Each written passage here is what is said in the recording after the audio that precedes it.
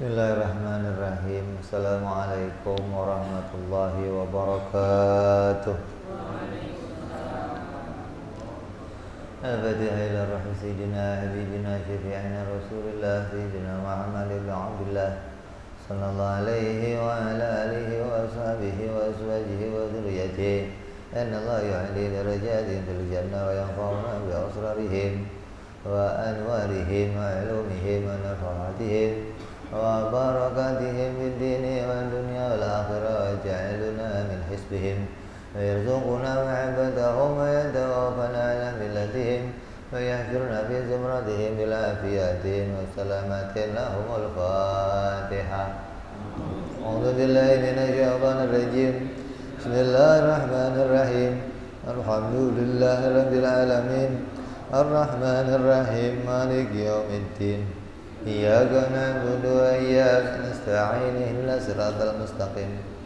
Siratal ladzina an'amta 'alaihim ghairil maghdubi 'alaihim waladdallin. Amin. Bismillahirrahmanirrahim.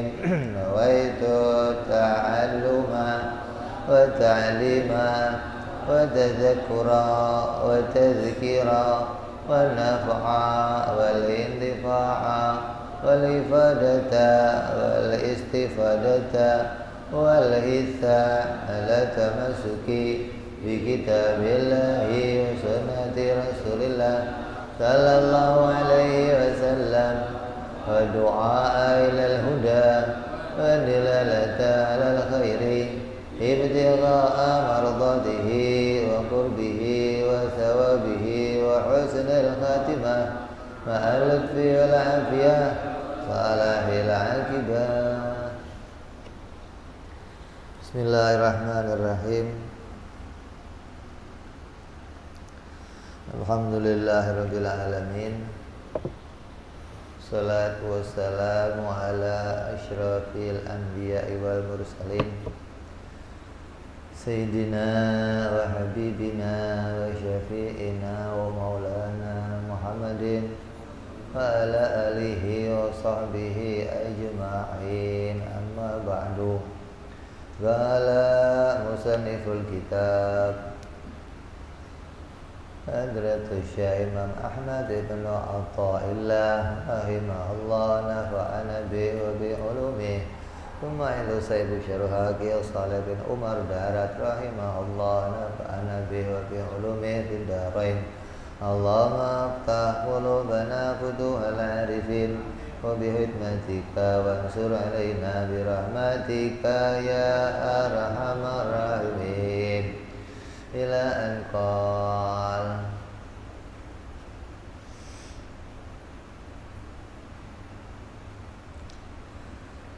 hikmah yang ke-131.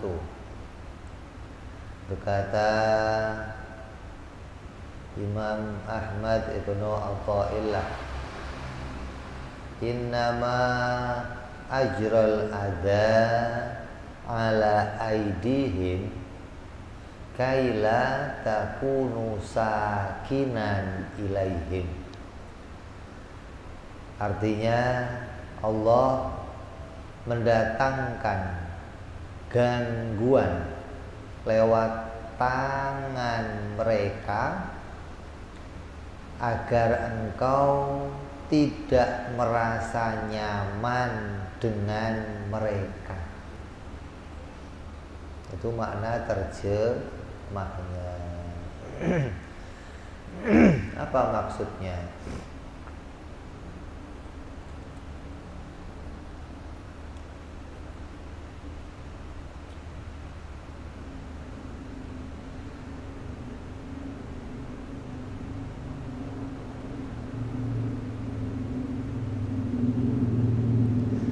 Masih bersambung kepada hikmah yang kemarin yang menceritakan tentang seseorang yang mendapatkan banyak musibah berupa celaan, cacian, hinaan dari manusia. Allah mendatangkan kepada hambanya rasa sakit.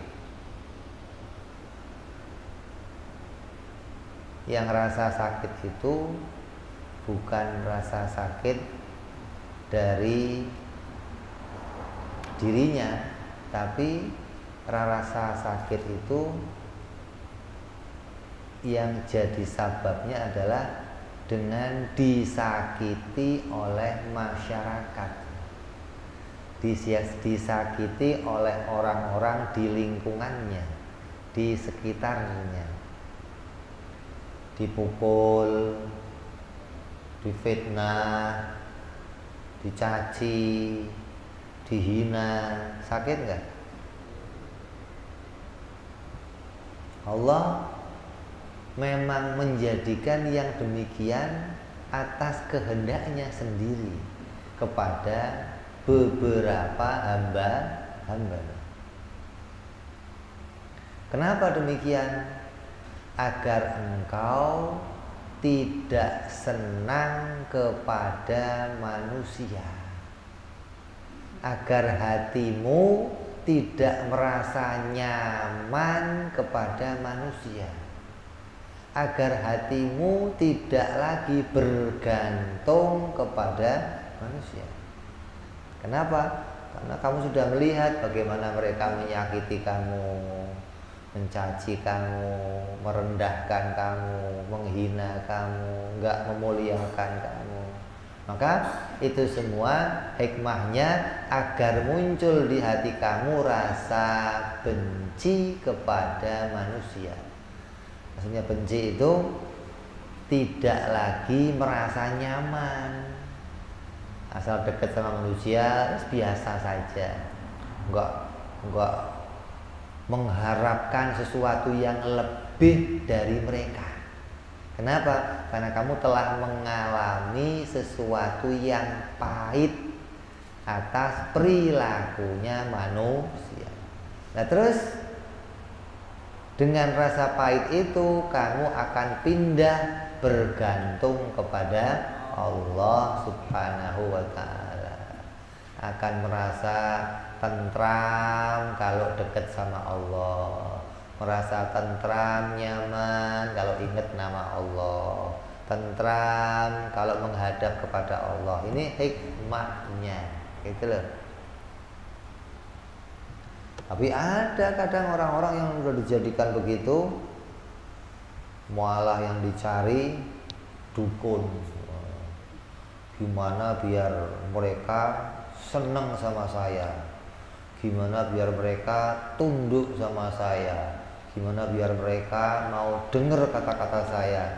Malah larinya ke manusia. Udah tahu manusia begitu. Maka manusia yang Allah jadikan kepada kamu demikian itu maksudnya mewakili rata-rata manusia, gitu loh. Jangan, oh itu kan manusianya itu, kalau yang ini kan enggak, sama. Jadi dijadikan melalui tangannya manusia itu maksudnya agar kamu tidak merasa tentrem bergantung kepada manusia, mengharapkan dipuji mereka, mengharapkan di alam mereka, mengharapkan disayang mereka. Maka yang demikian dijadikan oleh Allah satu keadaan di mana kamu dijauhkan dari itu semua. Jadi gangguan-gangguan dari manusia kepadamu dikatakan oleh ulama apa? Itu adalah sebuah kenikmatan besar dari Allah. Ini masuk tasawuf begini jadinya. Karena hati kita dilatih bagaimana setelah kita mengenal Allah, kita mendekat kepada Allah.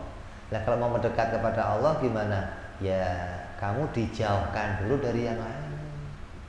Dijauhkan itu bukan fisiknya, bukan, hatinya. Bukan kamu fisiknya suruh jauhin manusia di kamar, pojok, enggak, stres kamu nanti. Maksudnya hatinya enggak lagi bergantung pada, enggak punya harapan apa-apa kepada manusia karena tahu manusia enggak bisa diandelin apa-apanya, enggak bisa. Kecuali Allah mendatangkan kemudahan, Allah mendatangkan pertolongan. Jadi ngomong benci manusia, setan, enggak begitu maksudnya. Benci manusia maknanya hatinya enggak mendekat pada manusia, hatinya enggak lagi menggantungkan pada manusia. Namun disuruh menggantungkan hati kepada Allah. Jadi kenikmatan yang besar dari Allah kepadamu agar bertambahnya kebaikanmu. Ada hinaan, cacian, dan gangguan dari manusia, itu merupakan kebaikan Allah kepada dirimu. Kalau kita yang nggak kenal Allah jadinya apa? Suudzon sama Allah. Kenapa saya diginiin sama Allah? Dosa apa saya begini? Kenapa kok pahit banget? Kenapa kok berat banget? Kalau dilarikan kepada tasawuf, oh itu menguntungkan. Makanya orang yang nggak didasari dirinya ngaji tauhid atau masuk tasawuf bingung nanti ini gimana sih? Ya, nggak didasari tauhid dulu, nanti akan tahu Allah itu menciptakan segalanya atas maunya sendiri. Dan di dalam maunya Allah ada rahasia yang disimpan oleh Allah. Kenapa kok begini? Kenapa kok begini? Kenapa kok? Nggak ada satu perbuatan Allah yang dijadikan sia. Nggak ada.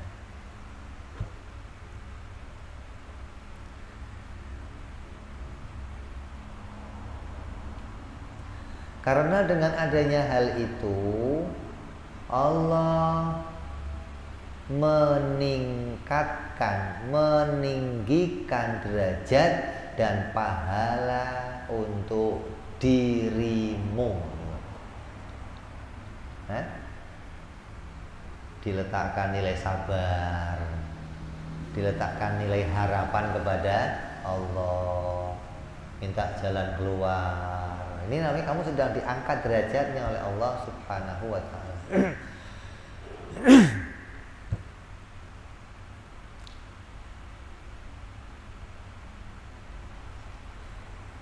Barangkali amal yang dilakukan oleh seorang hamba tersebut, dari sholatnya, zikirnya, sholawatnya, puasanya, itu belum cukup untuk menutupi dosa-dosanya, gitu loh. Oh saya kan udah sholat, puasa, udah ini, udah itu, udah ini, udah itu, kok masih diginiin aja? Hamba yang akalnya bisa berpikir tak akan sampai pada pemikiran apa? Nah, ini mungkin ini jalan untuk husnudzon kepada Allah. Ini mungkin amal saya kurang baik, amal saya kurang banyak, amal saya nggak bisa nutupin dosa-dosa saya, amal saya nggak bisa dipakai untuk masuk ke surga yang tinggi. Nah Allah mau kamu masuk surga yang, maka dijadikan demikian agar kamu punya nilai sabar. Dengan sabar itu naik derajat kamu ke tempat yang tinggi. Seperti dicontohkan yang terjadi pada sahabat-sahabatnya Rasulullah Sallallahu Alaihi Wasallam. Dan itu akan bisa tercukupi, akan bisa menduduki derajat sampai tinggi itu hanya dengan cobaan-cobaan tadi dan gangguan-gangguan tadi. Jadi maksudnya begitu mendapat gangguan apa jawabnya? Alhamdulillah.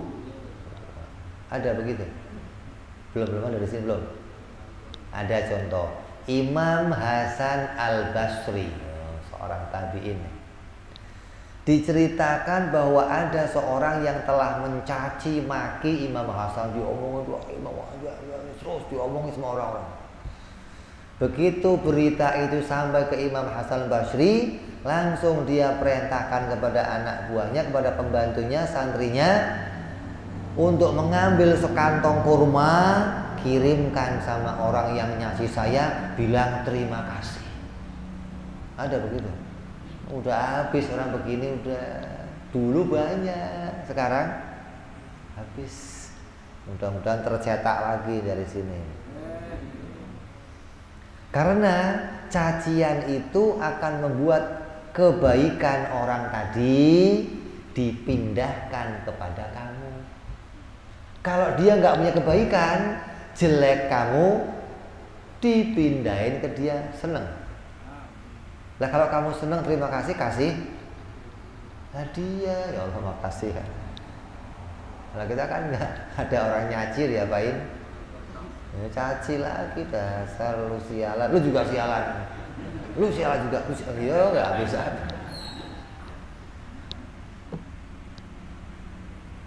Ini orang-orang istimewa,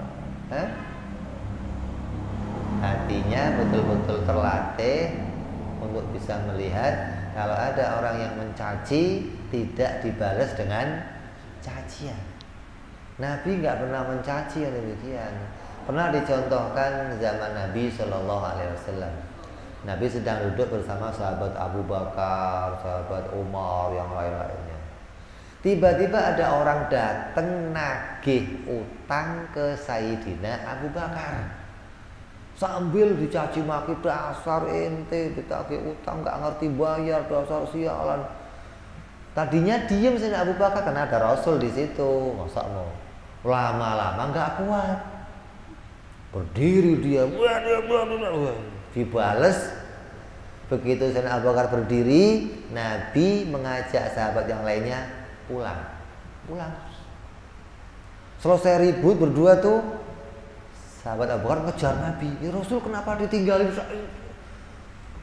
Kata Nabi apa? Tadi waktu kamu masih duduk, dia nyaci-nyaci, malaikat berputar tuh sekitar kita tuh. Begitu kamu berdiri ikut nyaci, malaikat pergi semua. Saya ngapain di situ? Ikut pergi, coba.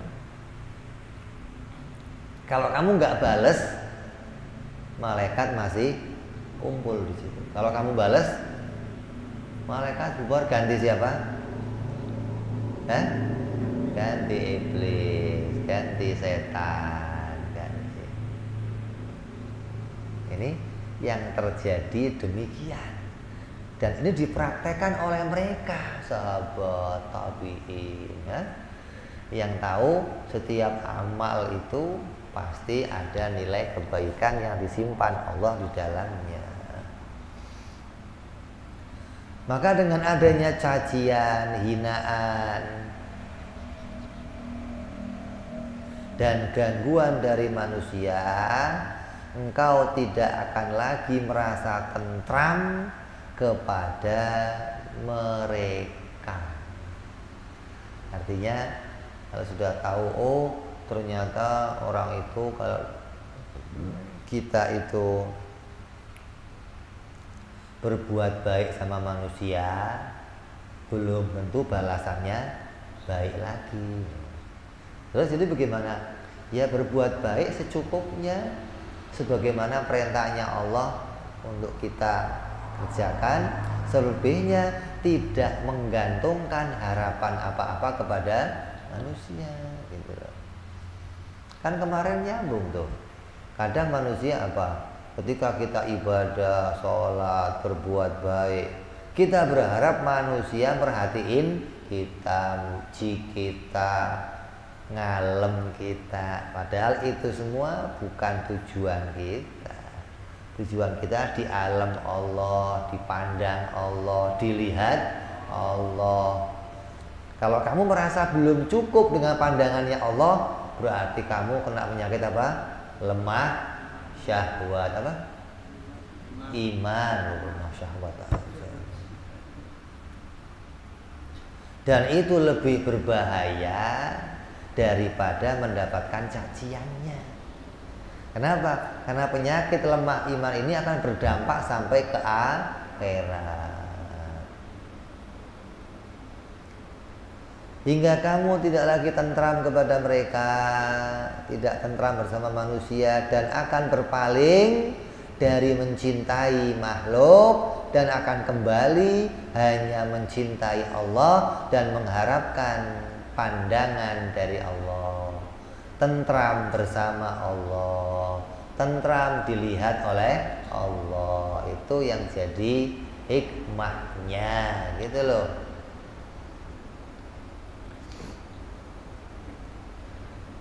Karena yang namanya ruh apabila sudah tentram kepada makhluk, ruh kita nih udah nyaman sama seseorang, seneng sama seseorang, demen sama seseorang, maka ruh itu tidak akan lagi bisa naik kepada Allah. Akan terus di situ aja. Lalu apabila ruh itu sudah bisa menyaksikan bahwa manusia itu tidak lagi bisa diajak damai, ruhnya melihat berat, gak bisa tentram, gak bisa damai dengan manusia, gak bisa dicintai sepenuhnya, karena ada aja gangguannya. Saya udah cintai, kurang ini. Udah saya kasih ini, kurang ono. Udah diginiin, kurang itu. Nggak, pernah puasnya nggak ada. Kamu nggak bisa sepenuhnya mengendalikan manusia, mengendalikan makhluk nggak bisa. Ada saja. Mau dunia ini milik kamu semua, masih kurang. Kalau untuk membuat manusia mencintai kamu nggak bisa. Ketika ruh sudah sadar itu bahwa manusia nggak bisa sepenuhnya kita kendalikan, nggak bisa sepenuhnya kita tentram dengan mereka, maka ruh itu akan berpaling dari makhluk dan menuju kepada Allah. Ketika hatinya udah sakit, kadang sakitnya sampai, kalau sudah sakitnya sampai di sini, maka ruh itu akan berpaling dari akan hijrah berharap mendapatkan cinta dari Allah, perhatian dari Allah. Kenapa? Karena sepenuhnya hanya Allah yang bisa dicintai, bisa dimintain perhatian, dimintain harapan, dimintain.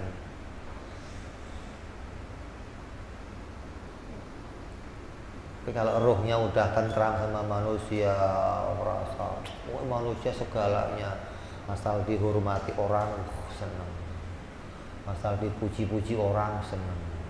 Kalau ada orang kok nggak muji dia, benci dia, udah selalu.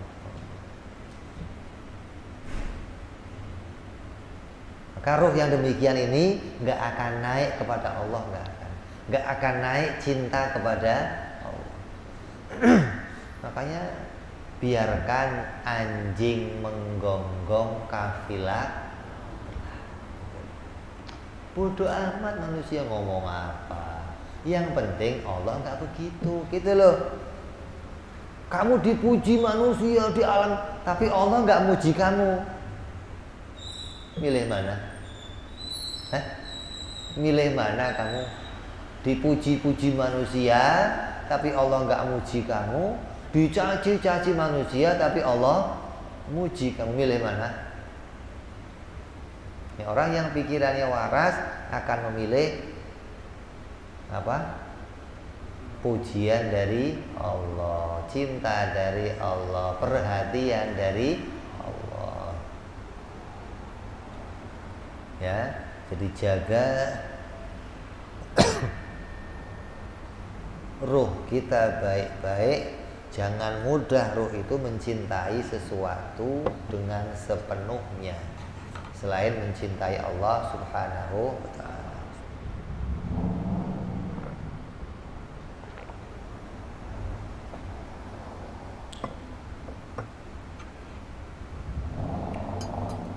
Jadi cacian dan hinaan manusia adalah sebuah jalan yang diciptakan Allah untuk seseorang hamba bisa menuju kepada Allah. Jadi dohirnya jelek, dohirnya pemberian yang jelek, tapi hakikatnya pemberian yang baik. Kayak anak kamu lah, anak kamu dikasih jamu pahit, seneng nggak kira-kira? Dohirnya nggak enak, pahit, tapi hakikatnya menyehatkan, menguat. Sesuatu yang baiklah. Orang yang pikirannya nggak panjang, nggak tahu kasih sayangnya orang tua, nggak tahu cintanya orang tua, nganggap orang tuanya jahat. Kenapa orang tua saya kok diginiin? Kenapa saya kok di... Sama dengan Allah begitu tuh. Kalau kita diuji ujian yang pahit, kenapa Allah begini sama saya ya? Padahal banget sayangnya Allah pingin kamu mendekat sama Allah, kamu digituin. Tapi kamunya nggak nyadari kalau ini tanda, ini jalan yang mana kita disuruh mendekat kepada Allah Subhanahu wa ta'ala. Kita anggap ini jalan yang nggak enak, jalan yang pahit, ngapain saya begini, ngapain.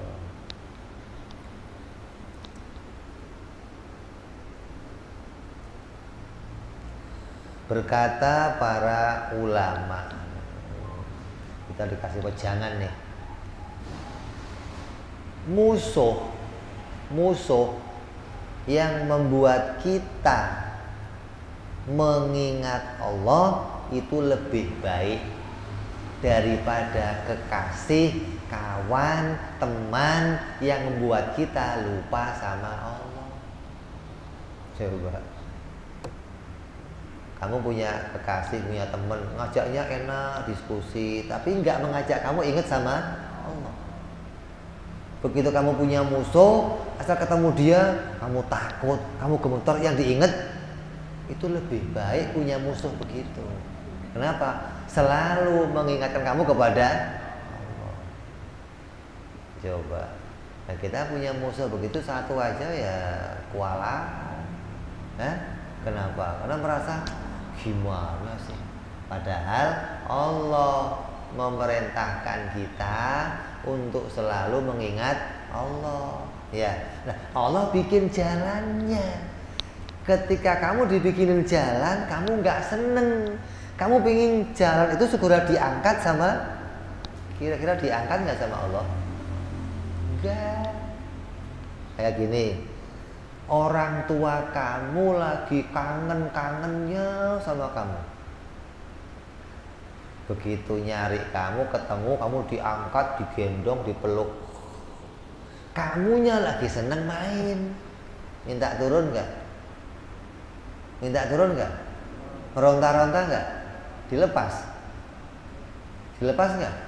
Enggak. Kenapa? Orang tua kamu lagi kangen, lagi seneng. Biar kamu meronta tetep aja. Pulang dulu, kangen. Nanti udah habis kangennya, baru lepas, main lagi sama. Gitu loh. Nah kita begitu. Allah lagi ngasih kamu jalan untuk dekat kepada Allah. Kamu minta jalan itu diangkat, dikasih. Kayak apa? Kamu dibikin sakit, dibikin punya musuh. Dengan sakit, mulut kamu Allah, Allah. Ya, ada nggak orang sakit monyet, monyet ada? Oh itu sakit itu bajingan dan keselnya itu, itu udah jauh dari rahmat itu. Orangnya kalau sakit itu ya umumnya ingatnya Allah. Lah lagi Allah lagi demen-demennya kamu begitu, Kamu doa, ya Allah angkat penyakit saya, diangkat kira-kira? Enggak. Itu loh. Makanya doanya orang sakit itu kabul. Kalau ada orang sakit kamu datang, doa kabul doanya.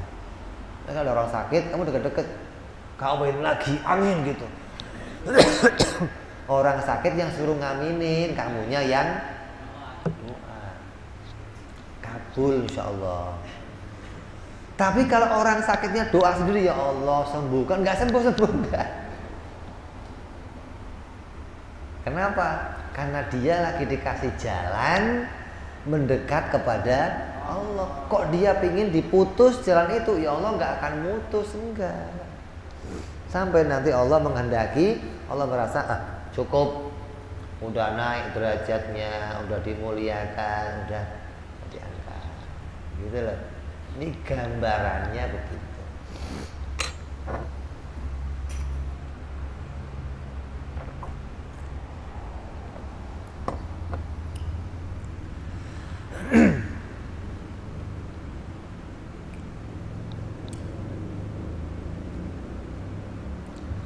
Berkata Syekh Abu Hasan Asyadzili,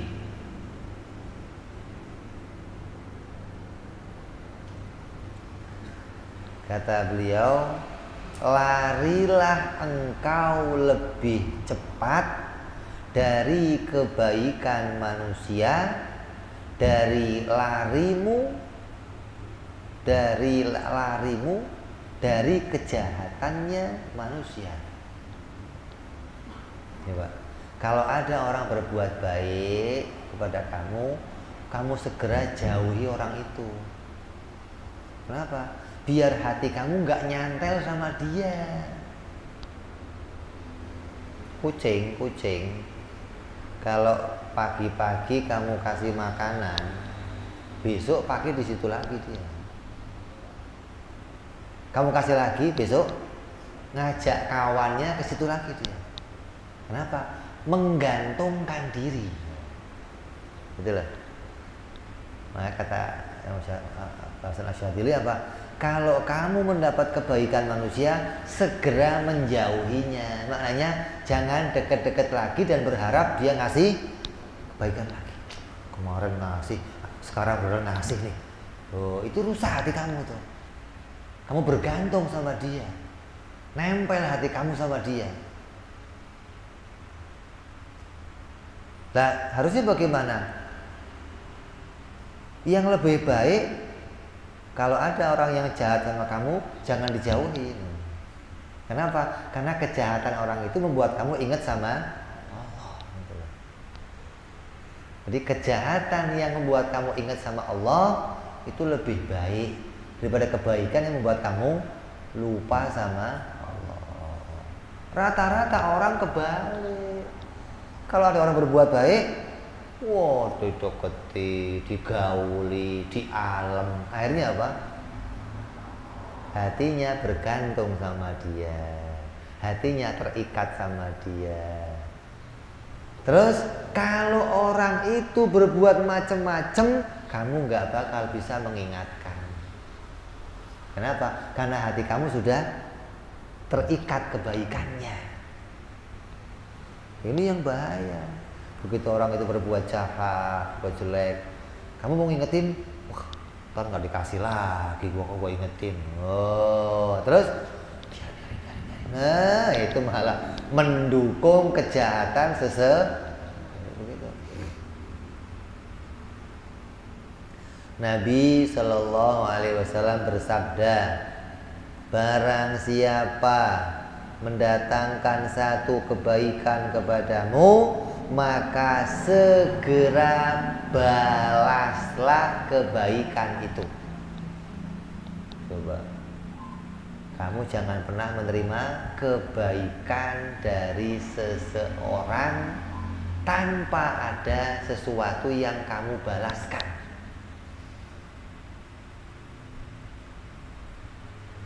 Dan jika engkau tidak mampu segera membalasnya dengan keadaan yang pantas, maka doakanlah. Itu balasannya. Ketika nggak bisa ngasih yang lain, ada orang nganterin kamu makanan, nganterin kamu kado, nganterin kamu amplop, nganterin kamu, terus balas. Apa yang kamu punya kasih sebagai bentuk balasan, hingga kamu nggak punya utang lagi sama dia gitu. Kok nggak ada apa-apa yang kamu pegang? Ya Allah, mudah-mudahan kau dikasih mudah sama Allah, diganti rezeki kamu, diganti, selesai. Jangan besok kok nggak datang lagi orangnya, kemana? Itu nggak akan ada lah. Ya, gitu kan. Apalagi jamaah dawir loh, nggak sudah ketemu satu torik, ini kunci, jangan dikasih.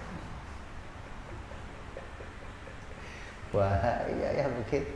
Itu hatinya jadinya menjauh dari Allah, hatinya nggak mendekat kepada Allah Subhanahu wa ta'ala.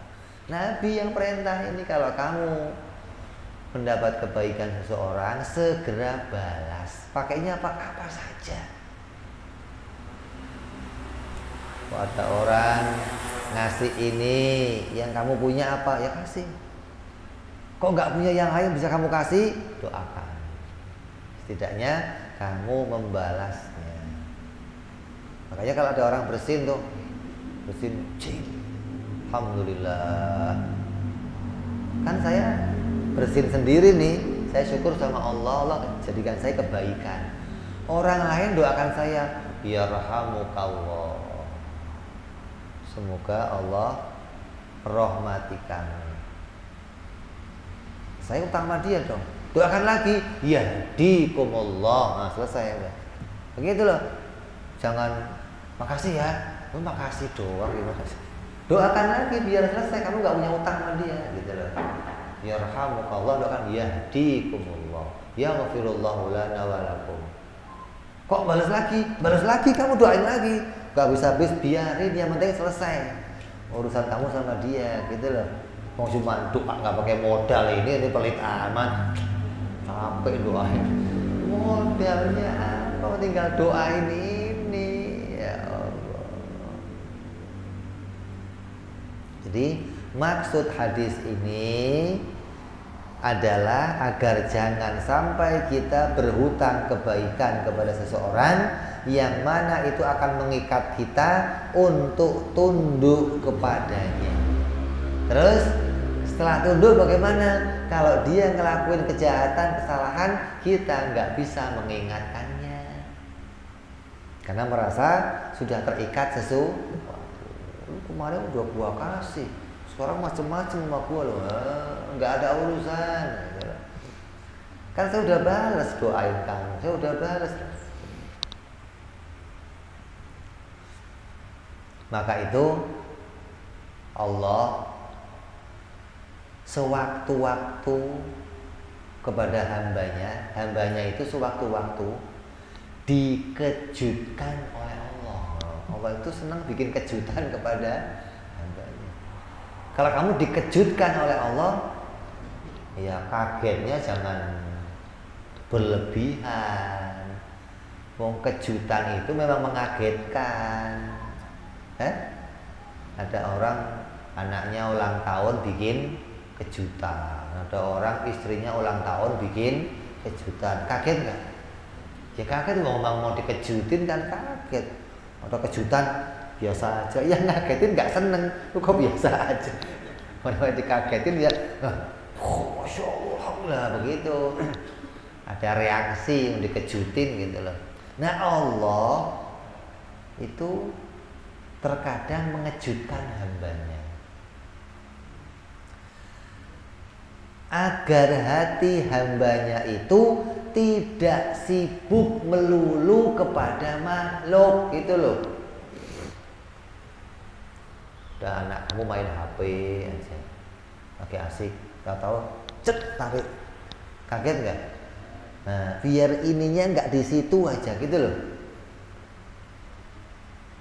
Itu kejutan namanya. Lah anak yang dikejutkan begitu karena nggak seneng ya nangis, ya ribut, minta lagi asik nonton TV, matiin. Remote nggak mati ke rumah, lonceng. Habis loh, mengapa-ngapa, turun loncengnya, udah mau mutel dari mana, kasih remote-nya. Itu ngagetin yang begitu, biar dia nggak melulu di situ. Lagi asik main PS, diapain? Jual PS-nya, gitu. Putus nggak kira-kira? Walaupun nanti beli, tapi setidaknya pikirannya nggak di situ aja gitu loh. Nah ini Allah begini, Allah kadang mengejutkan kita, biar kamu kembali ingat Allah, nggak terlena sama makhluk aja, asik sama makhluk, cinta makhluk, berharap kebaikan dari makhluk, kayak kalau nggak ada dia, wah gimana hidup gua nih. Untung ada kamu, untung ada kamu. Kalau nggak ada kamu, oh nggak gimana saya. Itu Allah nggak mau begitu. Kamu dikejutkan nanti dengan apa? Dicaci makhluk, dihina makhluk, direndahkan, hingga kamu kembali kepada Allah. Gitu loh maksudnya. Ada 3 macam kejutan dari Allah di dunia.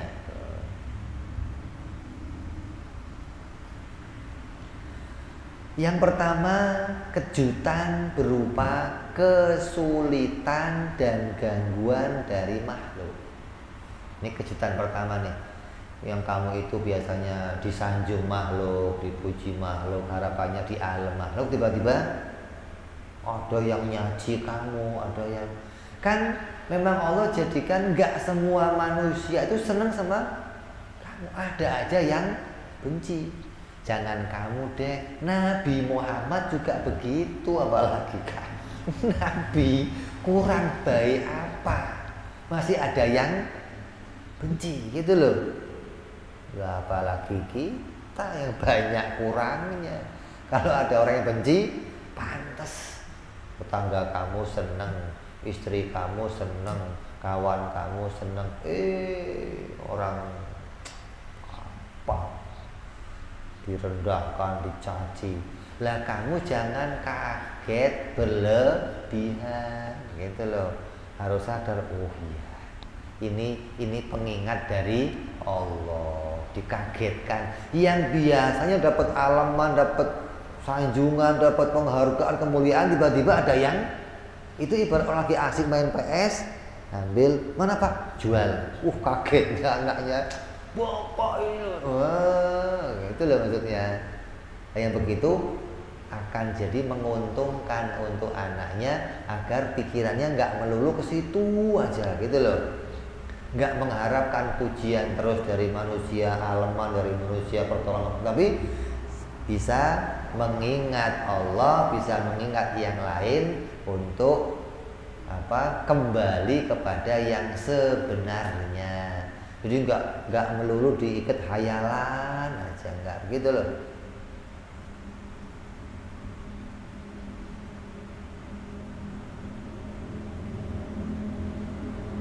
Terus kejutan yang kedua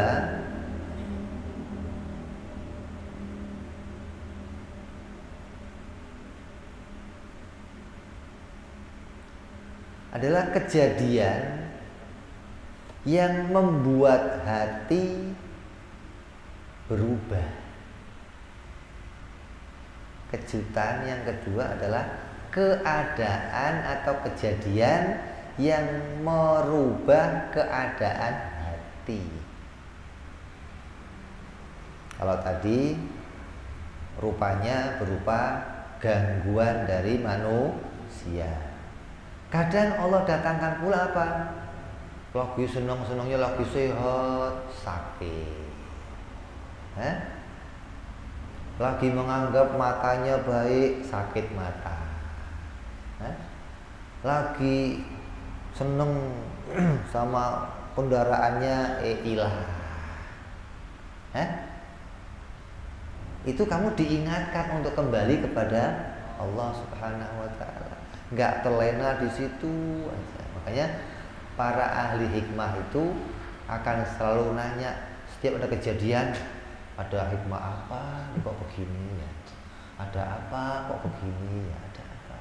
Selalu kenapa? Karena setiap kejadian yang Allah jadikan gak ada yang sia-sia. Pasti ada keuntungan, ada hikmah, ada kebaikan di belakang itu semua.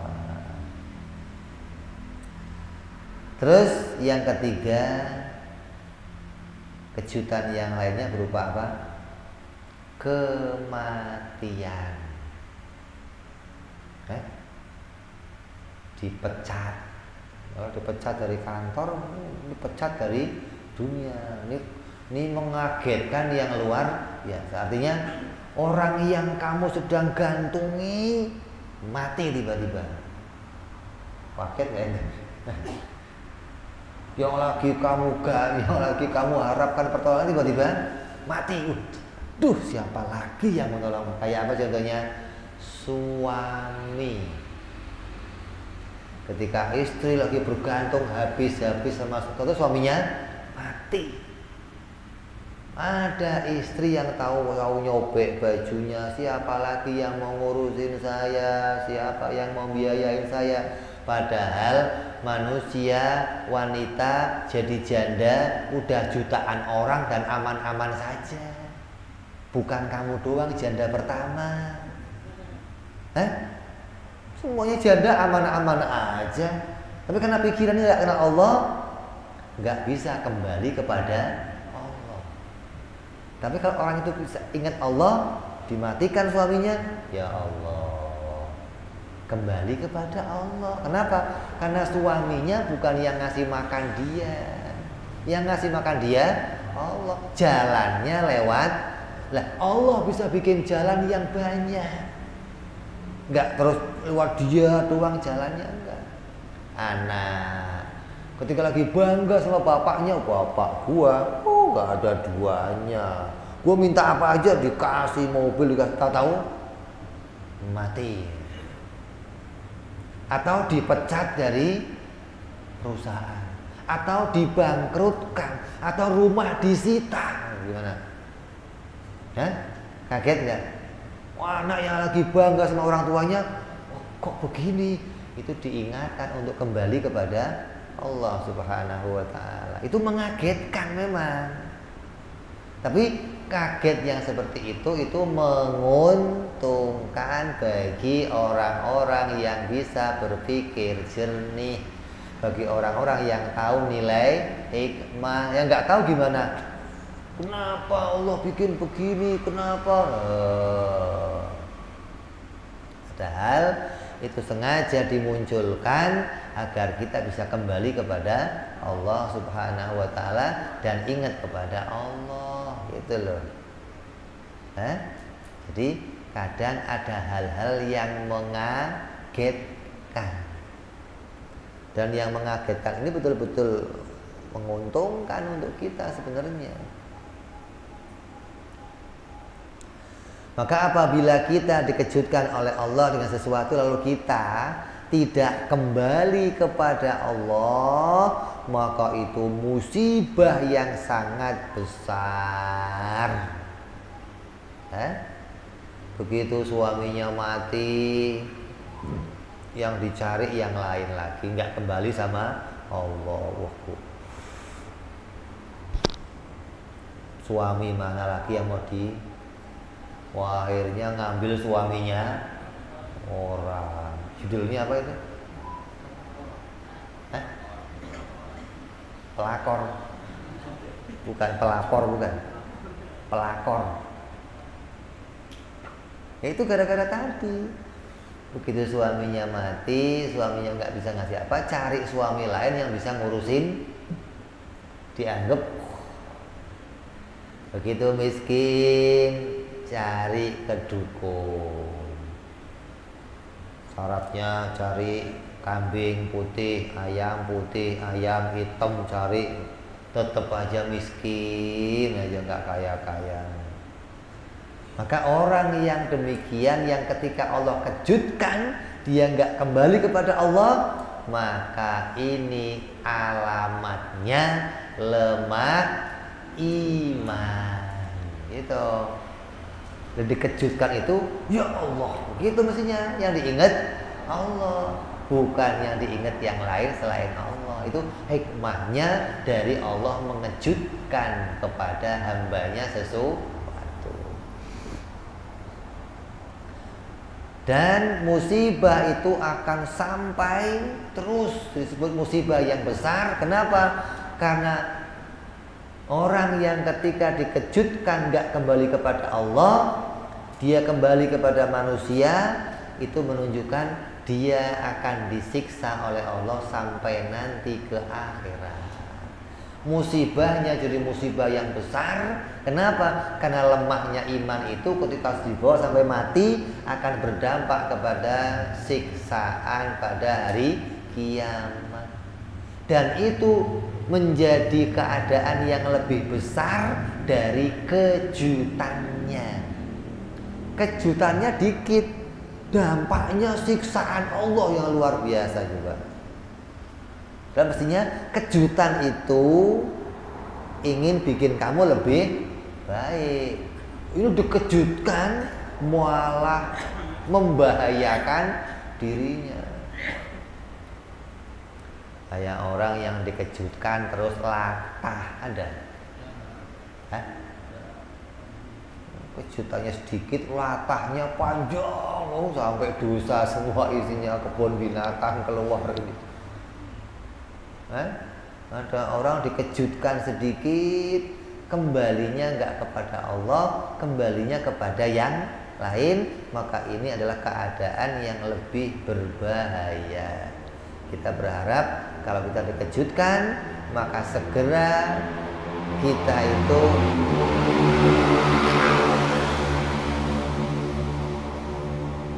dan itu menjadi musibah yang lebih besar dari sekedar cacian dan hinaannya manusia.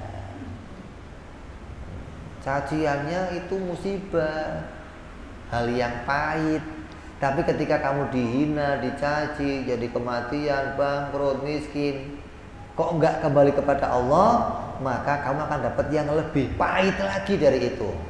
Apa? Siksa sampai di akhirat. Na'udzubillah. Mudah-mudahan apa yang diingatkan kita oleh Imam Ahmad Ibnu Athaillah membuat kita bisa sampai kepada orang-orang yang bisa selalu kembali kepada Allah apabila mendapatkan musibah, mendapatkan ujian, mendapatkan gangguan dari manusia, hingga kita tidak sepenuhnya mencintai manusia, tapi bisa sepenuhnya mencintai Allah Subhanahu wa ta'ala. Ala hadhihi niyyah wa ala niyatin shalihah wa ila hadratin nabi. Al-Fatihah. A'udzu billahi minasyaitonir rajim. Bismillahirrahmanirrahim. Alhamdulillahirabbil alamin arrahmanir rahim maliki yaumiddin. Iyyaka na'budu wa iyyaka nasta'in. Ihdinas siratal mustaqim. Siratal ladzina an'amta 'alaihim ghairil maghdubi 'alaihim waladdallin. Amin. Ya Rabbana tarabna bi anana tarabna wa anana asrabna 'ala al-adha ashrabna fatub 'alaina taubah taghsil kulli haubah